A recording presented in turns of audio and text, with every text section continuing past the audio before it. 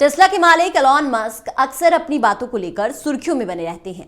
हाल ही में उन्होंने social media platform x पर एक यूजर को जवाब देते हुए कहा कि यह बात बड़ी अजीब और बेतुकी है कि भारत के पास संयुक्त राष्ट्र सुरक्षा परिषद में स्थायी सीट नहीं है।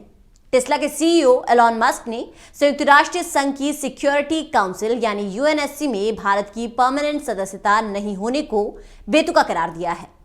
मस्क ने कहा कि कुछ देशों के पास ज्यादा ताकत है जिसे वो छोड़ना नहीं चाहते हैं। उन्होंने यूएन चीफ एंटोनियो गुटेरेस के ट्वीट को शेयर कर ये बातें लिखी। दरअसल गुटेरेस ने कहा था कि अफ्रीका का नेतृत्व करने के लिए यूएनएससी में कोई भी नहीं है। वैश्विक संस्थाओं को समय के मुताबिक बदलना चाहिए, बजाय कि वो 80 साल पहले की दुनिया की तरह चले। मस्क ने अपने ट्वीट में लिखा, भारत धरती पर सबसे ज्यादा जनसंख्या वाला देश है, इसके बावजूद यूएनएससी में नहीं है। एक वक्त के बाद यूएन की संस्थाओं को बदलने की जरूरत है। मस्क ने अफ्रीका के लिए भी यूएनएससी में भी परमानेंट सीट की मांग की है। बता दें कि एलॉन मस्क के संशोधन के आह्वान को भारतीय अधिकारियों ने कई मौकों पर वैश्विक मंच पर रखा है। भारत के विदेश मंत्री एस जयशंकर कई अंतर्राष्ट्रीय मंचों पर अपनी भूमिका संभालने के बाद से सुधारों पर जोर देते रहे हैं। उन्होंने इस बात पर अफसोस जताया है कि जो लोग सत्ता में हैं वो अपनी सत्ता साझा करने या छोड़ने के लिए तैयार नहीं है। और माना जाता है कि भारत यूएनएससी में छठी परमानेंट सीट का सबसे मजबूत दावेदार है। और आखिर ये दावेदार कैसे है, ये आपको ग्राफिक के जरिए समझाएंगे। दुनिया की 17% जो आबादी है वो भारत में रहती है और 142 करोड़ जनसंख्या के साथ भारत जो है वो दुनिया का सबसे ज्यादा आबादी वाला देश है। यूएनएससी में इतनी बड़ी आबादी का रिप्रेजेंटेशन होना जरूरी है और पिछले एक दशक में भारत की औसतन सालाना विकास दर 7% से ज्यादा रही है। यह चीन के बाद किसी भी दूसरे बड़े देश की तुलना में सबसे अधिक मानी जाती है और इस आर्थिक ताकत को यूएनएससी में नजरअंदाज नहीं किया जा सकता। भारत परमाणु शक्ति संपन्न है, लेकिन वो इसका दिखावा नहीं करता। और अगर भारत को सुरक्षा परिषद में शामिल किया जाता है तो परमाणु निस्त्रीकरण प्रोग्राम में वो अहम भूमिका निभा सकता है। तो international think tank Atlantic council के सर्वे के मुताबिक यदि अगले एक दशक में यूएनएससी का विस्तार होता है तो उसमें सबसे ज्यादा मौके भारत के लिए होंगे। एक्सपर्ट्स के बीच कराए गए सर्वे के अनुसार भारत के स्थायी सदस्य बनने की संभावना 26% रहेगी। लेकिन इस सब के बीच सबसे बड़ा रोड़ा आखिर कौन है? तो वो है चीन। यूएनएससी के 5 परमानेंट मेंबर हैं, अमेरिका, ब्रिटेन, फ्रांस, रूस और चीन। और इनमें 4 देश भारत का समर्थन करने को तैयार है। लेकिन चीन नहीं चाहता कि यूएन की सबसे ताकतवर बॉडी पर भारत को एंट्री मिले। संयुक्त राष्ट्र सुरक्षा परिषद में कोई भी प्रस्ताव पारित करने के लिए सभी 5 स्थायी देशों का समर्थन जरूरी है।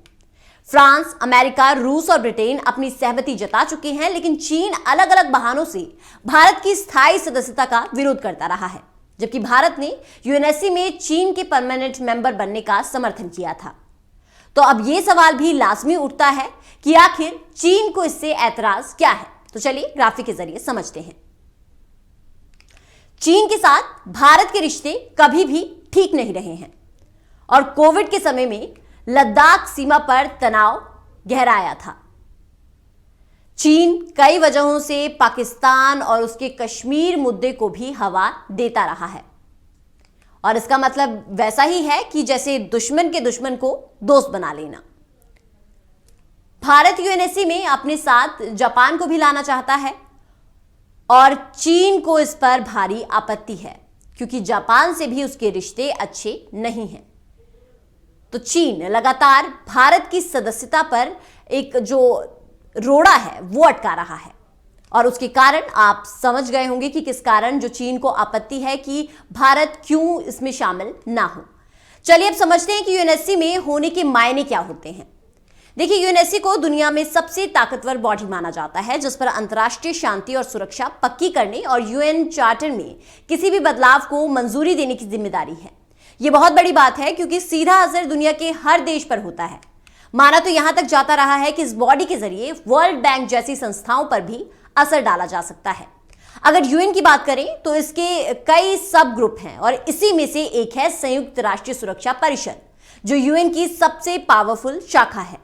इस काउंसिल में 15 सदस्य की जगह है। यूएनएससी की मेंबरशिप दो तरह की होती है, स्थायी और अस्थायी।